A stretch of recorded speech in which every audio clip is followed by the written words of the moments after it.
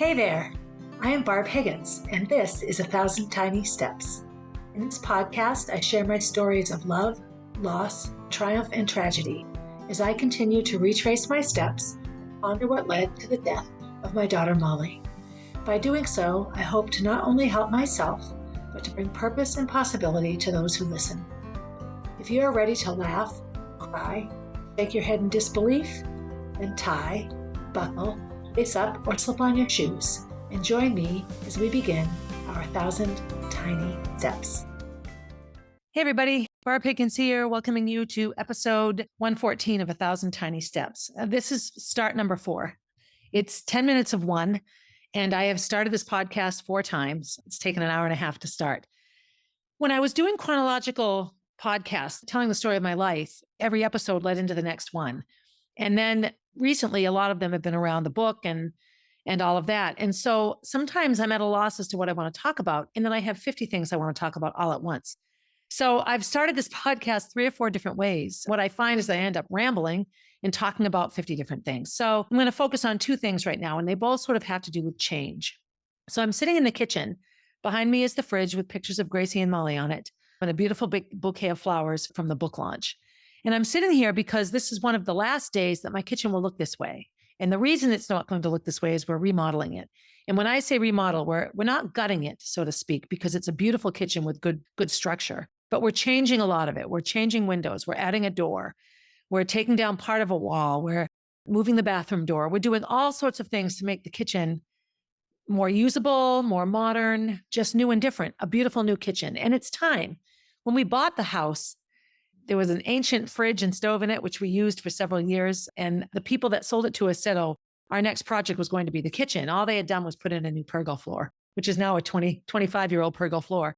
All we've done is lipstick and rouge, basically in the whole house. We built a second bathroom the summer that Molly was born, 2003. And that's all we've done. We've painted, we've replaced ceilings, we've done the kinds of things that need to be done. But really, that's it. And now, finally, we're to the point where we realize, you know what, we need to make some good updates on our house.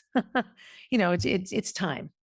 Time is a relative thing after the death of a child. And I know for me, I still have a hard time associating years and the passage of time and how old people are and all of that, because so much of my life just came to a screeching halt in May of 2016. One of the biggest issues I have since Molly's death is changing anything. So as I sit here, I'm looking at a red parka that she hung on that hook in March or, February, March of 2016. And we've never moved it. Gracie's is there as well.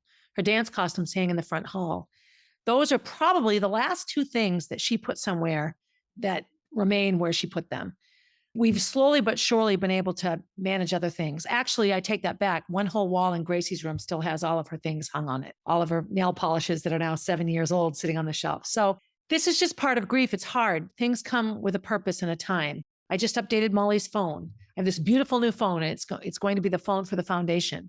And the best part of it is that when people call it, her voice will answer it. And that will always be the Molly B Foundation phone number. But that took a long time to even touch her phone, let alone update it and all that sort of thing. We've been able to sort of get into her Instagram and her email and things, so those things don't get locked out and thrown away. So, her Snapchat, all of those things remain so that they don't just disappear. I'm not going to use any of those things, but this is just part of the process of grief. And when I actually said to Gracie, let's post some things on Molly's Instagram, she just looked at me like, no. And you know what? She's right. It's Molly's. But sometimes she and I think differently on things. When we first started talking about a kitchen renovation, Gracie was livid. Absolutely not. Now, she was heading off to Disney. She didn't want to move out, and be gone for a year and come home and have something all different. But she wasn't ready. And the first time that, Taylor, about a year ago from now, that Taylor and Mark first came to look at our kitchen and they said, no, we can't do it. Gracie was relieved. Well, good, because I don't want a new kitchen. Now she's ready, or as ready as any of us are. So here I sit, almost the last day of October, right before Halloween, Molly's all-time favorite holiday, a big, huge, giant knot in my stomach. And why is a knot in my stomach? Because it's all freaking happening at once. And part of me thinks that that's the beauty in it. And when I say all, I just have these major, major changes all happening at once. And they're good changes. They're necessary changes. It's time. But change is difficult. Change is super difficult for me. I have a hard time saying goodbye. I have a hard time letting go of relationships and friendships. I have a hard time accepting the fact that certain things will never, ever be the same. I remember as a little girl, I've shared this memory before, when my mother, I said something about, well, the next time I'm in second grade, I'll do this or that. And my mother said, well, you're never going to be in second grade again. Next year, you'll be in third grade. And I knew that I was going to third grade, but it just never dawned on me that time was linear, that it just went in one direction, that it didn't go back. And I was 7. So I don't even know what I was thinking, but I knew that I was horrified that each day would never happen again, if that makes any sense. But it was a lot for me to ponder and process. It scared the crap out of me as a child. That sort of mode of thinking hasn't left me. All of us, Gracie, Kenny, me, my mom, have been going through the process of accepting all these changes. And so the first change was the tree coming down.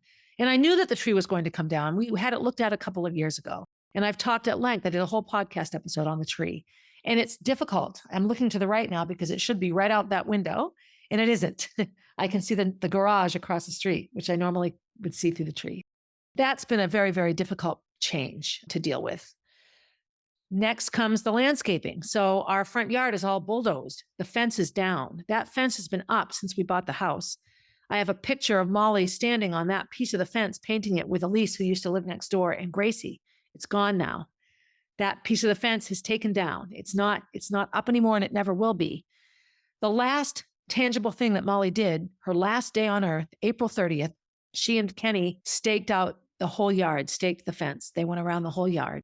So we've not touched the fence because it's like the last thing she did. And so to get rid of it just seems obscene. And I don't know how else to explain it. And then for someone like me that doesn't like change to begin with, it's like, let's just paint it. We've painted it a couple times since Molly died, but it's time. And so the changes are coming. So we have new stairs and we're going to have a stone wall and a new path. It's going to be beautiful and we're ready for it. We deserve to have this beautiful front yard that represents our life now and isn't holding on frantically to the past. Although I panic when I say those words because I don't want to let the past go. So that's happening. So the landscaping and the tree. Then Coach's house, we totally bulldozed out his garden. So it's all gone now. It's a huge, beautiful yard. But with every bush I pulled up and everything we weed whacked and everything we ground up to a halt, I thought of Coach and I thought of him planting vegetables and blueberries and raspberries and blackberries and all the hours he spent in that yard, and he raised his kids in that yard. And it was the Ludi's yard for 55 years or even more, 45, 65 years, forever they lived there and now they don't. And so now we're going to start redoing the hallway and, redoing the walls and the ceilings and it's time, right? It's time. We took the carpet up. So the carpet's up and there'll be new carpet and it will be beautiful, but it's difficult. It doesn't look like it used to look. And I think that's the fear with my kitchen, because here's the next thing, the kitchen. We have a very big open kitchen. There's nothing built in. There's no cabinets. That we have a pantry with cabinets in the sink and the dishwasher and drawers. That's where everything is. Dishes, plates, food, all of it is in the pantry. Out here is the fridge and the stove and a little butcher block. And that's it, a hutch and the table. So food prep takes place in a very small area, which is fine. We've made it work for 23 years, or I should say Kenny's made it work for 23 years. Our kitchen is going to be radically different. It will have counters going all the way around. The windows will be half up. They won't be full-length windows anymore. It's just going to be completely different. There won't be room for this table in here. There'll be a counter that we'll sit at, like an island, and the table will be somewhere else. Who knows where? We don't even really know yet. It's all just going to be different, and it's freaking all of us out on some level. So that's why I'm recording the podcast here. I just want to spend as much time as I can here in this room looking at it. And as I sit here and look around, everything evokes a memory. I'm looking at a wooden angel. It's something you might hang on a door at Christmas. And we hung it on the wall when Gracie was 3, the year we got it, maybe even 2. And it doesn't have a mouth on it, that it's cheeks and eyes and a nose, but no mouth.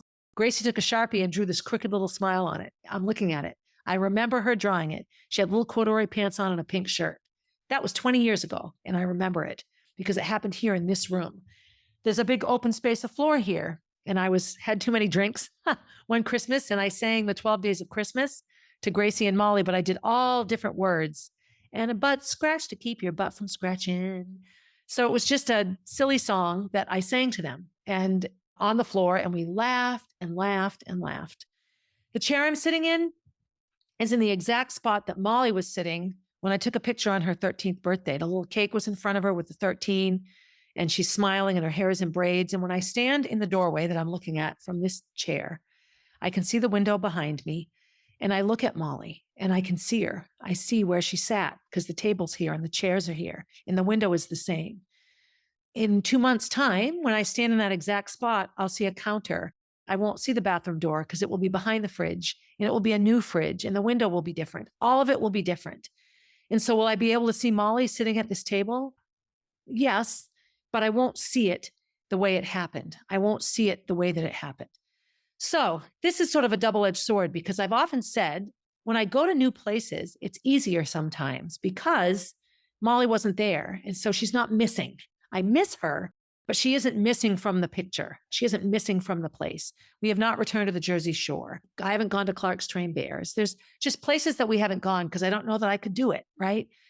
Molly's not there. I don't know that I could do it without her. But that's also sometimes it keeps things sad. I have a friend of mine, Jenna, who's a medium, and she once said that Molly says the kitchen is too sad, that's just too much sadness here. And I remember I didn't want to hear that because sometimes the kitchen is when I think about her and feel her the most, especially the porch.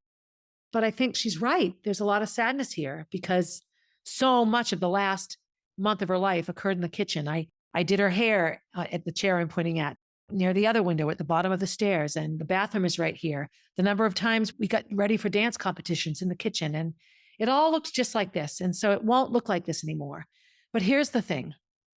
I think when it's new and different, that I'll be able to be happier in here. The essence of Molly will still be here, and we will choose beautiful pictures and artwork.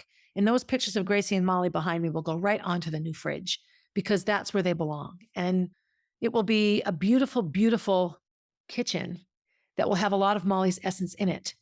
But the sadness hopefully will be a little bit less apparent. And maybe right now I'm just telling myself that. This shirt I'm wearing with the hearts on it, I just patted my chest and it made me notice it, is a shirt that I had when Molly was alive. And I'm wearing leggings that she used to love to wear. I'm just holding on right now. I'm holding on as tightly as I can in the healthiest way to a room that's not going to look like this. Now I'm going to cry. And it's just freaking me out. In the days right after Molly's death, this kitchen was full of people, of food, of cards and gifts. The porch, we spent so much time on the porch. We sat out there all the time. And that was, the wind chimes would ring. We had so many Molly moments on the porch. And it was just a place. Gracie and I slept on the living room floor, which I can see from here. And so I spent so much time in the months after Molly's death in these two rooms, in the living room and the kitchen. And this bathroom, because I couldn't go upstairs. I just would go upstairs to get clothes and I'd come flying back down. So all of this will change. And ultimately, change is a good thing. Becoming complacent and slow and lazy, not that staying the same means those things, but it can. And sometimes you can get forgetful and stop paying attention because you get stuck into a routine or a habit that isn't necessarily helpful or good. And I think, lots and lots of aspects of the kitchen can hold on to the sadness sometimes. That piece, I think, is a healthy part of the change. I'm looking at the back door and the number of pictures taken there every year, first day of school. I remember the first ones when they were in preschool, in kindergarten. And then I remember the last one they had together when Molly was in 7th grade and Gracie was starting high school. And they gave me such a hard time to take the picture. They didn't want it. Oh, Mom, this is stupid. And I stood right behind where I'm sitting. And I said, when you are 80 years old, you will love these pictures because you will be lifelong best friends. And you will look at them and you'll be glad you have them.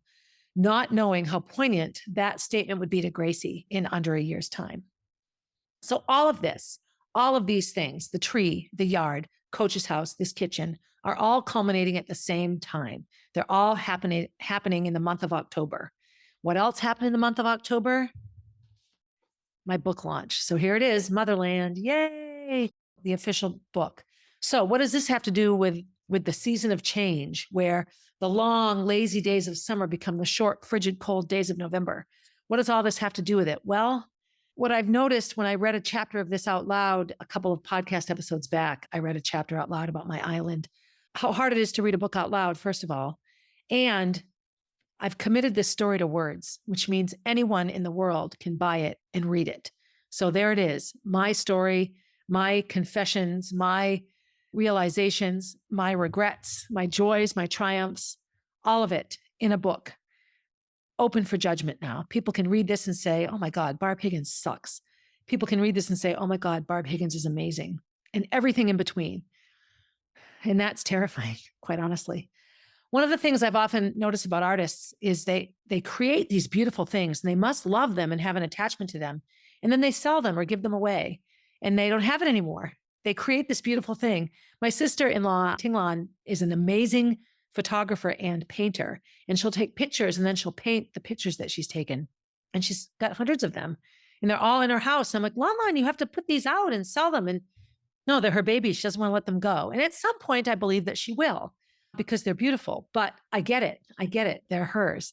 And so this story, this book, it's from my heart. And it's a bit terrifying to have it out there. So the book launch, I talked a lot about it on Facebook Lives. It was amazing. So the big box of Motherland books came a couple of days prior. So all day long for the book launch, I felt nervous. I went to the bathroom 1,000 times. Poor Gracie was a disastrous mess. We both canceled all of our afternoon activities and plans, and we just got ready for the launch. I was afraid nobody would come. 85 people came to the book launch, and that's Gibson's is a big bookstore, but that was a lot of people. A lot of people stood. There were not enough chairs at all. I was utterly relieved and utterly humbled at the same time. There was a huge array of people there. I have to shout out to the superintendent of my district, Kathleen Murphy, and two assistant superintendents, Kim Yarlott and John Fabrizio. They came, and it was unbelievably kind of them to come. You know, they don't have easy jobs and they have lots of late nights, and they came and spent an hour listening to me talk about the book. Molly's 7th grade English teacher came, Mrs. Ostrowski. It was so, so good to see her. It made me cry. My sister Eleanor drove 2.5 hours to come. That was a huge surprise. And her boyfriend, Johnny. That was an amazing, amazing surprise. I wasn't expecting it at all. My friend Susan came. She's one of my Amesbury friends. And, you know, Amesbury is an hour away. That's not a super far drive, but it is when you battle chronic fatigue and illness. And Susan fights prolonged long-time Lyme disease. And she's an amazing human being. And I love the time I spend with her. She's very uplifting. But it wasn't easy for her to drive all the way up on a Tuesday night. And she did. I was going out to my car to get something. And there she was. She parked right behind me. And I'm like, oh, it was just amazing. My Deb and Karen, two of my 7th grade math buddies, came. And then everyone, family members came. And kids were there. And it was loud and raucous sometimes. And you could hear kids in the background. But I didn't care. You know, I wanted Jack to be there. And poor Gracie had to run around and chase him most of the time. Kenny's not so helpful in the public realm, but it was amazing. It was amazing. And for the most part, you know, Virginia's kids were there. They all did really well. So I wanted everyone to feel welcome. And we made sure to tell the people that brought kids, don't worry about it. Keep them entertained, of course, but don't worry. We're glad they're here. And we're glad that, you know, you're here and that you didn't stay home because you had kids. And it went well. So I read some of the beginning, some of the prologue, and I read the epilogue, and I read part of the Amsterdam chapter when I was at the Anne Frank house. And it was intense. It was an intense time. And then in between those times, Virginia asked very pointed questions. You know, she's published 7 books, so she's done this 7 times. So she sort of knew, and she had an idea of what would generate a good conversation. You know, I had a friend of mine say, you know, isn't she your ghostwriter? Why is she such a big part of it? And I thought that the most odd question. But this is someone that truly doesn't know me and really doesn't understand what I'm about. There would be no story here. There would be no book without Virginia. And the reason she was supposed to do this is because she has this innate ability to capture voice. And her characters are unbelievably believable. I just feel that the universe sent her here and she was supposed to write it. And so there it is. So all in all, it was a good night. It was an amazing night. One of my high school friends, John Kelly, came and he dressed up as a Ruth Bader Ginsburg. You could wear pieces of costumes. I wore a Halloween Crocs and pumpkin socks for my Halloween piece. An assistant principal that was there when Molly was at Runlet came, Heather, and she wore a little witch's hat. I was blown away, just utterly blown away by the variety of people from my life and from Molly's life. Cindy and Carl, who were such a huge piece of what made it okay and bearable in those days right after her death, came. So I just had people from all aspects of my life. And that made me incredibly happy. And I'm a bit terrified because all those people are reading this book now. My hope is that they'll just be able to see the truth in it and the vulnerability and the raw honesty in the book. And I also just feel, you know, like I have a book on Amazon, and I don't want to sound like all ego driven here. I'm not, but it's a pretty huge feeling of accomplishment. And, you know, some books are ghostwritten. The person who's interviewed for the book or whatever, and the ghostwriter have minimal interaction. The book just gets written and you never know who wrote it. But Virginia is such an integral piece of the story and Molly's story now, and all the connections that she has to be a piece of motherland. I would love to do more book signings. If you're listening and you think in your area, wherever you might live, if it's not near New Hampshire or near Concord, I would love to support independent bookstores, local bookstores. I'd love to support mothers groups, grieving mothers groups, and grieving parent groups. Those are important things to support. I just think it's important and necessary to do so. And I'm sitting here actually utterly exhausted. And again, all of these things happening in one of my least favorite months of the year. In my mind, I picture the months all to be different colors. There's a name for this when people think in colors. I don't remember what it is, but October is orange for me. September is like red, brown and red. November is like gray, like slate gray. December is white with like a black background. It's just weird. January is blue. I don't know. October and November are just difficult months for me. The days are getting shorter. It gets dark and cold. I get this knot in my stomach. A lot of my childhood abuse occurred in the season changes. And my springtime abuse was easier to cope with because it was followed by spring. The days got longer. I could get out of the house. I could get away, and I could, nurture myself in nature. Winter's different. It's not quite that way. You're stuck inside sometimes. And so I have a hard time with the fall. And all of these utterly uplifting changes are happening now in the fall. So here I sit in my kitchen. I'm going to read a kitchen poem. I don't cook. I don't do the cooking. I'm far too busy to cook. I just like to eat. But Kenny does. Kenny spends a lot of time. And this kitchen has been an integral part of our house for as long as I've lived here. You walk right in. Our new kitchen, what is the pantry, which is I'm pointing behind me for those who are watching who can't see me. The pantry will be where the entrance to outside is, and it'll be a mudroom. There'll be places to hang your coats and put your shoes and backpacks and things. It'll be an actual mudroom. You can drop our crap over there. And even if it's just on the floor, it's not in the middle of the kitchen. You can then come into the kitchen. And that's been the hardest part about our layout here is we've had coat racks next to either side of the door and boots lined up, and it's just this chaotic mess all the time. And it's funny when I look at pictures of this kitchen in the months leading up to Molly's death, it's really clean. And it's because they were middle school and high school that we're moving into a new aspect of life. And I think back now, if Molly hadn't have died, and I still feel if I hadn't have left that final week of her life, it might've been different. But I think we would have done the kitchen over and she would have been alive to be a part of it. That's another question I ask myself a lot. Is how would we be handling this if Molly were alive? What would it be like cutting the tree down if Molly were alive? What would it be like redoing the yard if Molly were alive? What would her input be and how would she go through it? It's a time I wish I had more connection to her. I feel sometimes that she's not around much and that bums me out. So I do have things that will keep me busy. I have to find a voice coach to help me read this book. I'm going to read it for Audible. That needs to happen sooner than later because a lot of people buy books on tape or on Audible. So I need to get that done. Right now, it's just a soft cover in Kindle. The Audible and the hardcover will come out probably after the new year, but I really do want to get the book read as soon as I can. So that's a huge undertaking for me. It will be about 2 weeks' time of work is what they say, about 80 hours of recording. So, and you can't do it all at once because you lose your voice. It's hard to imagine me losing my voice, but 80 hours, that's like a couple hours a chapter, but I guess that makes sense with rereading and editing. So I have to find, if any of you listening know of a company, or I don't know, maybe I should just go on to Audible and see if there's a way to find out. I need help anyway. I need help. Maybe by the time this comes out, I'll have help. At any rate, this will actually be released November 7th, election week. Local elections happen on the 7th here in Concord. I'm not running for anything this year. And then Veterans Day comes, again, significant Molly connections to both of those things. So tumultuous time. I guess in some ways it's better that it's happening in the fall. If it was happening all summer, it would ruin my summer, right? I just want to be happy in the summer. I don't know.